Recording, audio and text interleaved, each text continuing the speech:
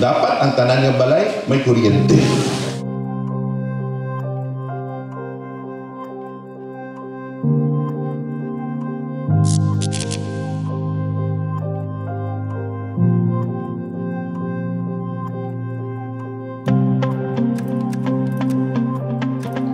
Ang ini nga programa actually ang naihe isa ka program sang national government in collaboration with Elect One. Sa tuig 2025, subong nga tuig, may ara kita 5 ka banwa nga recipients ini. So sa Miagao, there are I think 48 barangays na covered sini and 858 or 59 na recipients. Nabalance ang tanan nga mga recipients ng ini nga ang gina-offer ni Elect One dira nga program is ang electrification, ang house wiring sang balay.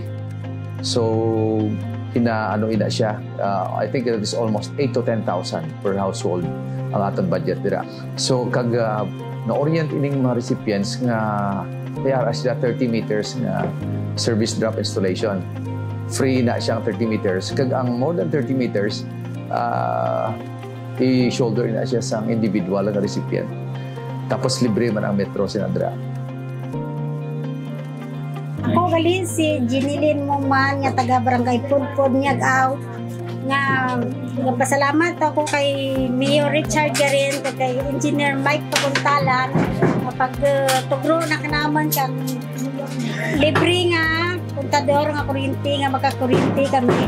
Ako gali sa Jid Turico, nagapasalamat as taga Barangay Lanutan, nagapasalamat nga ako isa sa benepisaryo ka sa libre patakod ka kuryente kaya iliko uno. Ako si Richel Galvez kang Barangay Lanutan. Nagapasalamat kid ako kay Mayor Richard Garin kag kay Engineer Paguntalan nga sara akon nga napilian sa libre takod kuryente.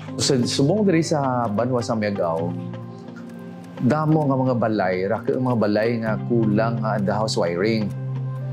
So amo diyan sa ka-program kang LGU with the cooperation sa administration ni Mayor Richard Garin nga providean ang mga recipients of more than 30 meters kang wiring, no?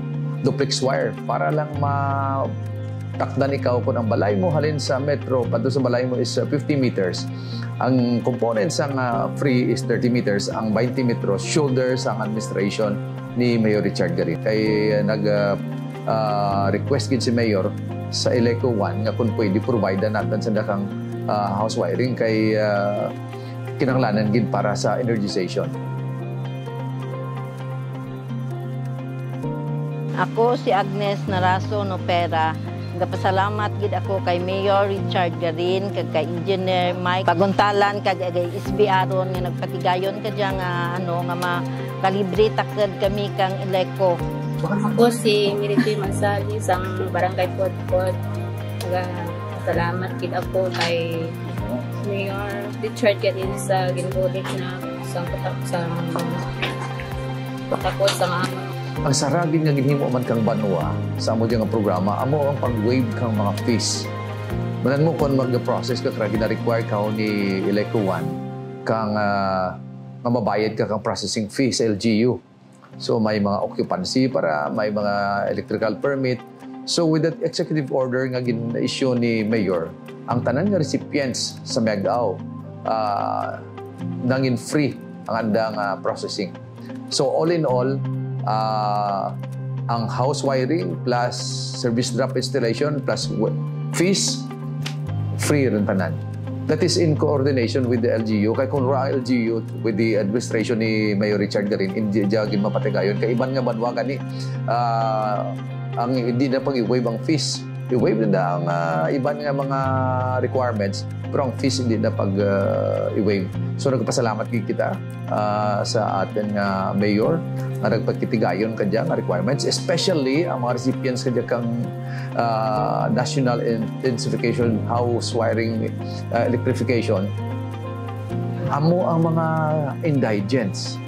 So dakit nga bagay, bakit nga bagay sa atin ng mga recipients, ang mga kapigado nga naka-appeal ka nga program kang Electo 1? Ako si Chara Bless Montenit, taga Barangay Pudpod, Nagaw, Iloilo. Nagpasalamat kita ko kay Mayor Richard Garin, kay Engineer Mike Paguntalan sa pagtakad kang sa libre nga pagtakad din amon nga kuryente. Raka nga salamat sa amo nga programa kay naka-avail kami kag kabay pa nga raka pa ang anda nga matugruan man kang libre ka nga kuryente. God bless kag salamat gid Mayor Richard Garin. Ako si Rolando naman, taga Barangay San Jose.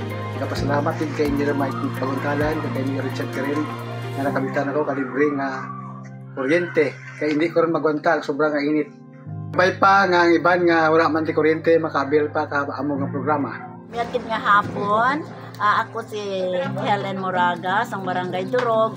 Nagpasalamat gid sa kay Mayor Richard Garin, kay Engineer Paguntalan, sang Iliguan, sa libre takod kuryente kag sa libre nga kontador. Dako gid nga bulig kanamon nga hindi ka sarang magpatakod ti libre nga wara ti libre kag ang